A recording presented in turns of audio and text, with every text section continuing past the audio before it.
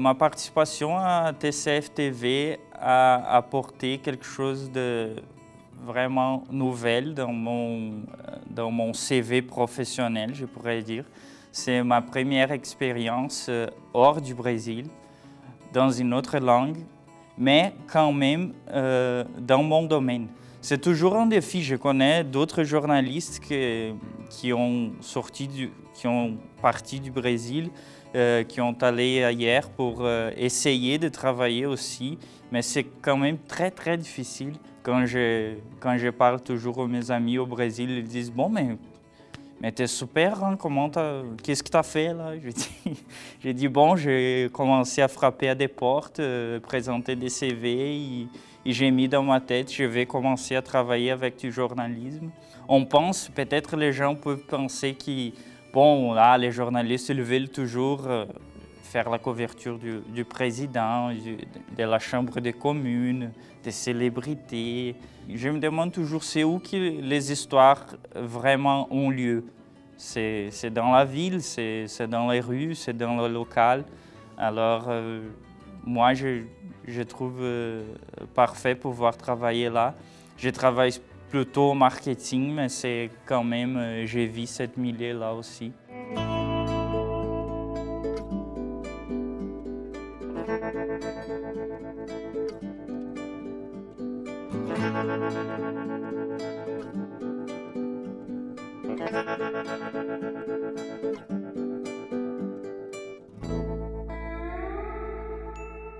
Je m'appelle Fernando Rota. Vous pouvez remarquer à cause de mon accent que je ne suis pas québécois ni français. Moi, je viens du Brésil. Je suis là depuis 1 an et 2 mois. Je suis arrivé en novembre 2019 à TCF. Et je suis en charge du marketing, en fait. Je travaille un peu l'identité visuelle, j'ai fait des recherches de financement pour la télé et je recherche surtout des vidéos d'entreprise à TCF TV. Le service de vidéos d'entreprise, en fait, c'est une stratégie qui a été lancée par la télé pour avoir des revenus autonomes, c'est-à-dire vendre des vidéos, offrir des vidéos, en fait, pour toutes sortes d'entreprises. Et on peut faire n'importe quel type de vidéo. On peut faire des reportages, on peut filmer des spectacles, on peut tourner des présentations je ne sais pas, des débats politiques. Et l'idée, c'est qu'en faisant ces travail-là, on peut avoir des revenus autonomes pour la survivre de la télé. Qui c'est toujours une bataille importante là, dans les milieux communautaires surtout, d'avoir des revenus pour pouvoir continuer ce travail qui est fait déjà depuis 25 ans. À propos de ma participation à TCF, je peux dire des choses en fait. Moi, je suis très fier en fait de pouvoir d'avoir déjà en fait présenté, faire l'animation des émissions et aussi faire des reportages dans une langue que ce n'est pas ma langue maternelle. Alors, je suis très fier de cet aspect-là. Et aussi, je suis fier en fait un peu du travail de la TCF parce que c'est toujours bien de donner des informations au milieu local. C'est quelque chose qui manque toujours, n'importe où, si au Brésil, si au Québec, si en France. C'est toujours un défi d'avoir des informations locales. C'est drôle en fait de dire ça parce que dans le monde maintenant, tout le monde dit qu'il y a beaucoup d'informations sur Google, sur YouTube, n'importe où, en ligne. On peut trouver de l'information, mais c'est quand même difficile de trouver de l'information locale. Qu'est-ce qui se passe au coin des rues? Qu'est-ce qui se passe 2-3 rues à côté de ma maison? Ça, normalement, on ne sait pas. Et la TCF essaye de montrer un peu cette réalité qui est toujours cachée. Pour commencer, je voudrais savoir la mission de la Maison de l'Enfant de l'île de Montréal. Alors nous, notre mission, c'est de faire de la prévention et de l'écoute auprès des enfants de 5 à 12 ans. Donc on est vraiment là pour accueillir les enfants qui ont besoin de parler avec des adultes, d'être accompagnés d'adultes ou juste de faire des jeux. Les demandes d'aide aux organismes distribuant de la nourriture ont grimpé en raison de la crise de la COVID-19. Au Québec, les ralentissements de la production et la fermeture de plusieurs entreprises ont mis plus de 260 000 personnes au chômage. On frappe à la porte et un sourire apparaît. C'est comme ça que commence la guignolée de Noël au Trou Frontenac. 40 bénévoles désireux d'aider les plus démunis ont collecté des dons le 5 décembre. Les projets de sécurité alimentaire des Racines Croisées survivent essentiellement grâce aux dons. Le financement, ça c'était toujours un défi dès le début.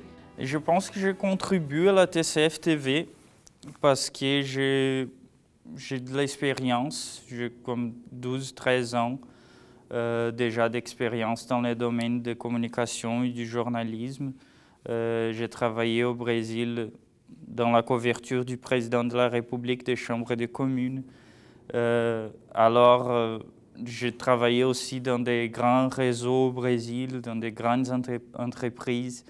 Et je pense qu'avoir cette expérience du Brésil et aussi pouvoir montrer un peu ce qui s'est fait ailleurs et ajouter ça au contenu de la TCF, je pense que ça peut être toujours un gain pour l'entreprise aussi, pour la TCF TV. Je pense que c'est surtout ça. Et moi, je suis toujours disponible pour essayer de nouvelles trucs, Bon, il faut par exemple améliorer les sites web. Alors oui, peut-être on ne connaît pas trop ça dans la TCF, mais on peut y aller, on peut regarder, on peut faire des recherches. Alors cette énergie-là, je pense que c'est important et nous avons ça maintenant dans l'équipe, alors c'est super.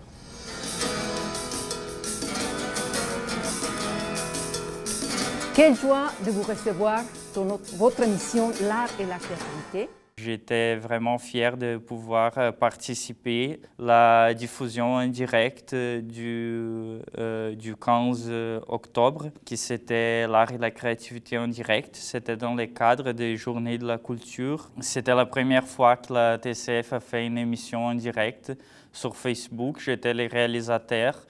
Et nous avons réussi, nous avons été en ligne 1 heure en direct avec nous avons montré des présentations de danse, nous avons montré de la musique, nous avons fait des interactions avec le public. Alors, c'était vraiment super pouvoir être en charge de ces projets-là qui, je pense que nous avons très bien réussi.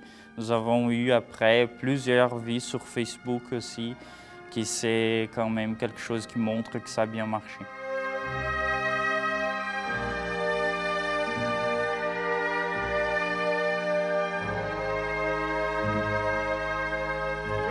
Et ça répondait à un besoin de la télé de vraiment pouvoir montrer que nous avons les outils pour mettre une émission en ligne à 100%, là, sans problème, sans avoir de soucis.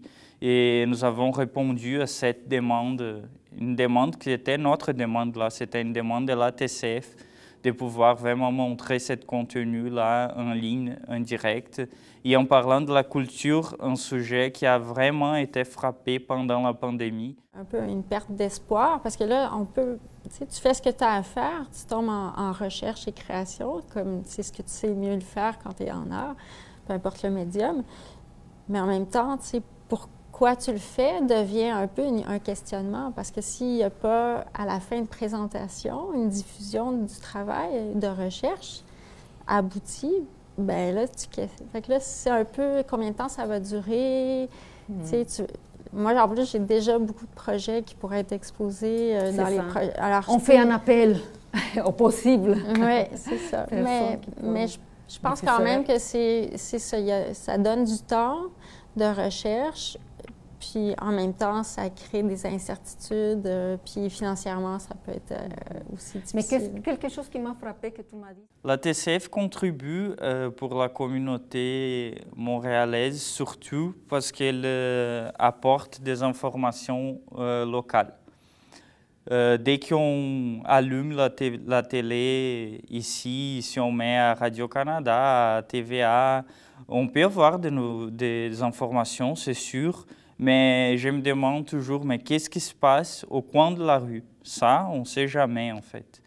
Et il y a un exemple très important que nous venons de réaliser en fait, qui c'est les nouvelles en bref, là, les Covid-19 nouvelles en bref. Cette émission montre vraiment quelle est l'importance de la TCF pour la communauté. Nous avons fait là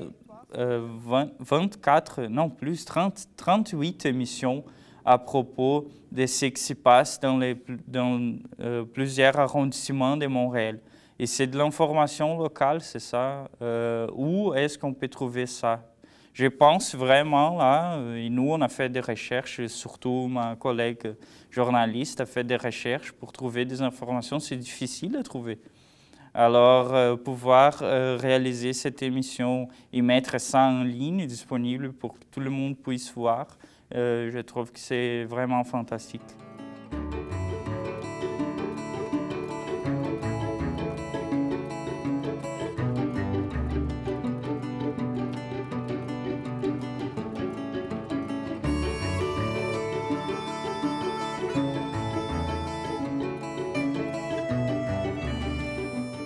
Je souhaite pour la TCF aux prochaines années qu'elle puisse développer encore plus son mandat et si possible aussi le secteur des vidéos d'entreprise.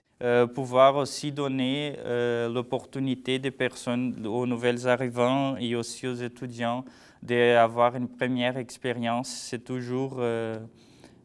toujours bien d'avoir des organismes qui peuvent offrir ça aux gens et à la communauté parce que c'est important pour l'ensemble de la communauté aussi.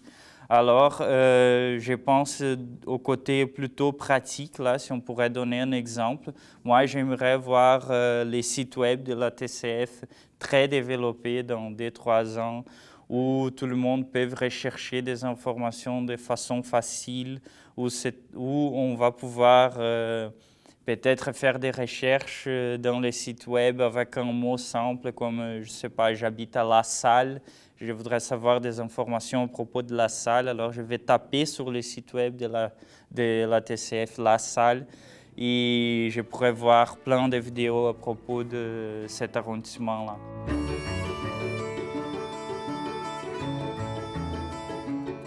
Les reportages à propos de l'agriculture urbaine, c'était vraiment chouette de le faire parce que j'ai appris beaucoup d'informations. Je viens d'arriver en fait à Montréal. J'étais là, il faisait comme 3-4 mois, je pense. Et j'ai appris que Montréal était la ville où il y avait plus d'agriculture urbaine au monde. Alors j'ai dit, bon, ça c'est un aspect vraiment intéressant dans le cadre du journalisme, de faire un reportage à propos de cela. C'est quelque chose de vraiment super. Moi, j'aime raconter des histoires. Alors pouvoir raconter cet aspect-là qui s'est quand même caché dans la ville parce qu'on ne voit pas, on ne pense pas. C'est froid, très très froid par rapport à mon pays, là, toujours mes amis qui m'appellent du Brésil, ils disent « T'es déjà congelé? Qu'est-ce qui se passe? Comment va la température ?» C'est toujours ces genres de sujets qu'on parle. C'était quand même drôle de pouvoir parler de cet aspect-là de l'agriculture en ville et dans une ville où on peut avoir une température de moins 25 facilement pendant l'hiver. Maintenant, je vous invite à voir les reportages à propos de l'agriculture urbaine et un extrait des quartiers improvisés.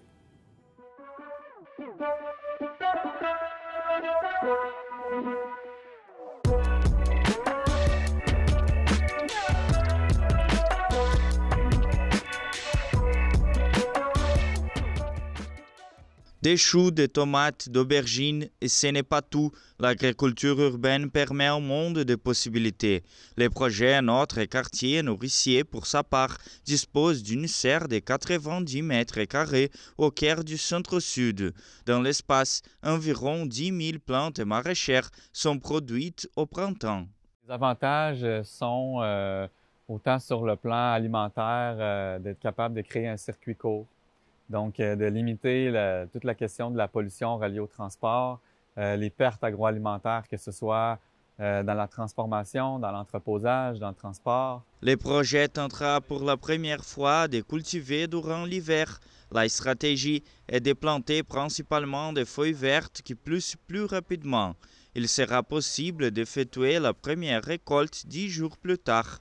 Selon les chargés du projet en agriculture urbaine, la température n'est pas un problème en ce moment où nous respectons les saisons. Le principal enjeu de cultiver en ville est l'espace. Que ce soit relié au coût par rapport à la capacité de s'acheter une terre ou tout simplement par rapport au fait que dans les villes, c'est beaucoup plus dense qu'en région.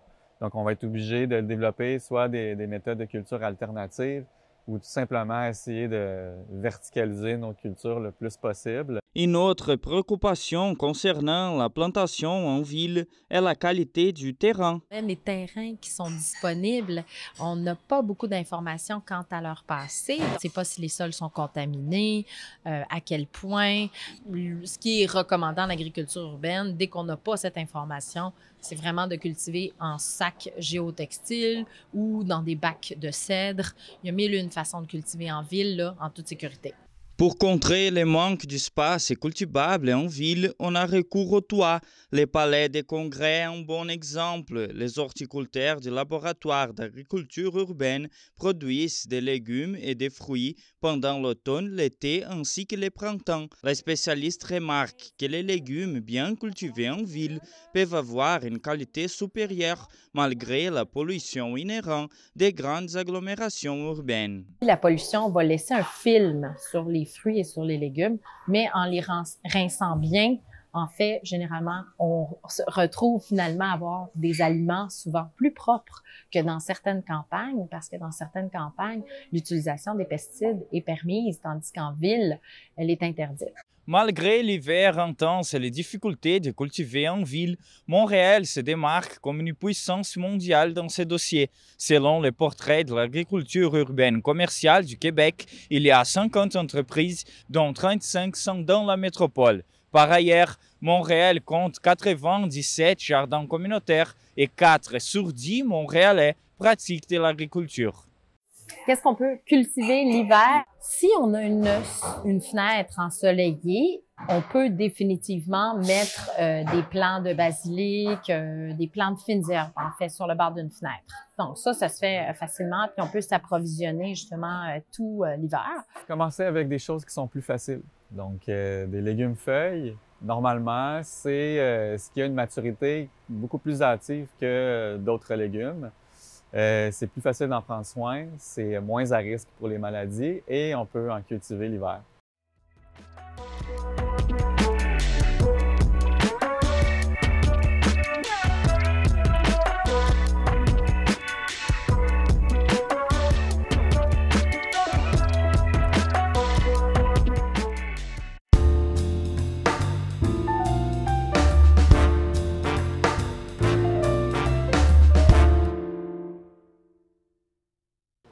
Alors, public, bienvenue à Quartier improvisé. Wouh! On est le seul spectacle du 375e de Montréal où 5 virtuoses de l'improvisation vont reconstruire devant toi, public, l'histoire de Montréal. Et en parlant de ces virtuoses, laisse-moi te les présenter en commençant par les comédiens maison. Céline Champagne. Lionel Reynaud. Et Stéphane Lamoureux. Et parce qu'à Quartier improvisé, on aime partager le plaisir, on a 2 beaux invités aujourd'hui. Allez voir, on dirait qu'eux autres mêmes ont vécu toutes les 375 ans de Montréal. Je veux bien sûr parler de nos amis de la Place des Aînés, Denise Roussel. Ouais! Et Robert Cousineau. Ouais!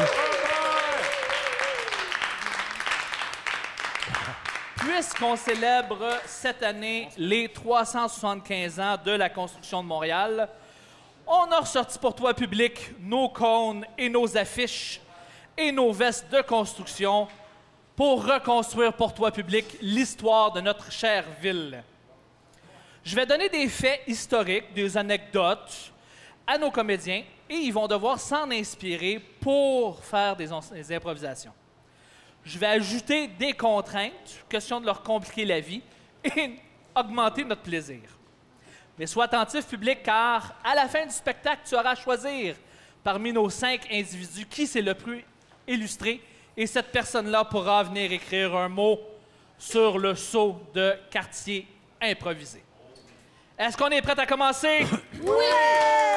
Juste sur le bord du Square Vigée, au début des années 1900, on retrouvait aussi l'école des hautes études commerciales, connue aussi aujourd'hui sous le nom des HEC. L'école est fondée exactement le 14 mars 1907 comme institution autonome et laïque, malgré l'opposition de l'Église, qui contrôle à ce moment-là l'ensemble des institutions scolaires.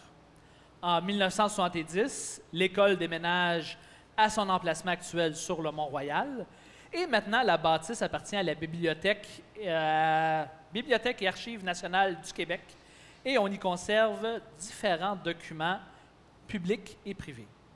Je vais demander à nos comédiens ici d'être des archivistes, archéologues, bref, de nous présenter des archives, un à la suite de l'autre, inspirant d'un mot que je prendrai sur le sceau de quartier improvisé. Donc, je te rappelle, public, à la fin du spectacle, le joueur que tu auras choisi pourra venir ajouter un mot sur le sceau. Alors, nous allons commencer par Céline, qui nous présentera une archive s'inspirant du mot ratatouille.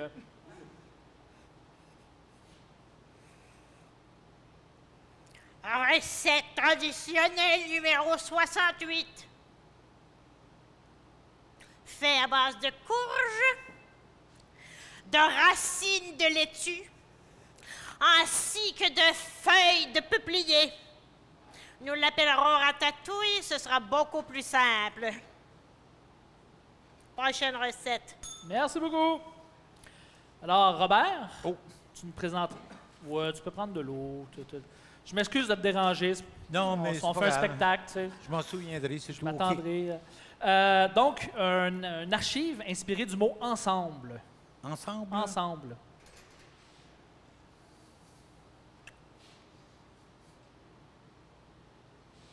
Ah! L'acte fondateur de l'ensemble.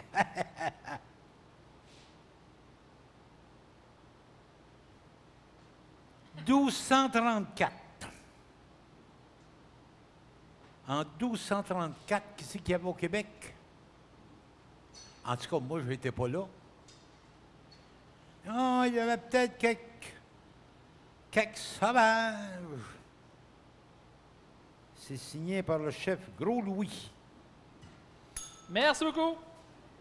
Lionel, tu nous présenteras une archive inspirée du mot dithyrambique.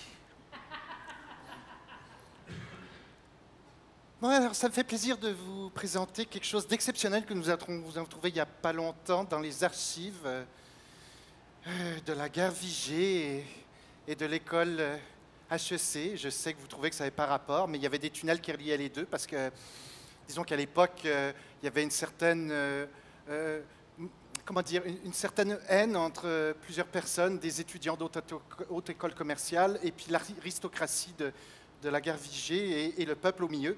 Et s'étaient construits dans ces tunnels des barriques de bière qu'on pourrait appeler des alambics, mais qu'à l'époque, ils appelaient des dithyrambiques. Alors, on a retrouvé une preuve de ça. C'était un petit papier, juste un petit papier, je vous le montre. C'était une publicité qu'on trouvait dans ces tunnels qui disait « Venez demain soir, 10 h, la meilleure dithyrambique du tunnel. » Merci beaucoup. Denise, grande spécialiste que tu es, j'aimerais que tu nous présentes une archive inspirée du mot barbotte.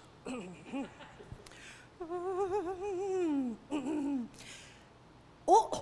Ça, c'est c'est un coup de chance. Artefact numéro 32. Attendez un peu. Oh, le voici. Mais, carpe utilisée en ratatouille. Ah, et qui a des effets dithyrambiques sur la digestion. Oh my God! Et je tiens dans mes mains, mesdames et messieurs, le squelette de la carpe. Notez la finesse de l'échine. Vous voyez en elle tout ce qu'elle a supporté et elle a été classée au HEC, première de sa promotion. Cette carpe, mesdames et messieurs, dont je tiens ici les vestiges, est la première carpe diplômée des HEC. Merci beaucoup. Et Stéphane, il reste qu'un seul mot, cathédrale. Alors... C'était Barbotte aussi. Veux-tu te mêler de tes choses? Barbotte, on l'a fait, Denise l'a fait, elle a fait une belle improvisation en faisant un lien avec les HEC, avec dithyrambique et plein d'autres choses. Écoute tes autres comédiens, Lionel. Donc, une archive sur cathédrale. Approche. Approche. Il y a très peu de gens qui le savent. Mais dans le sous-sol des HEC, on a construit quelque chose de spectaculaire. Qui-t'en? Il y a une grosse porte. Il y a des escaliers en tourbillon. Là, je sais pas pourquoi je te décris chaque morceau du passage que je fais. Mais on dirait que ça rajoute au thème. Et là, tu passes ici. Fais attention. Il y a une rivière souterraine. Là où l'alambic de Dithyrambi passait, et remarque la barbotte carpée aussi. C'est fou. Viens, viens, viens. On est presque rendu. Il y a une toute petite porte ici, là. C'était fait par des nains de jardin. Il fut un temps où ils ont fondé aussi Montréal. Approche-toi. Et tu vois ici au centre la plus petite cathédrale du monde.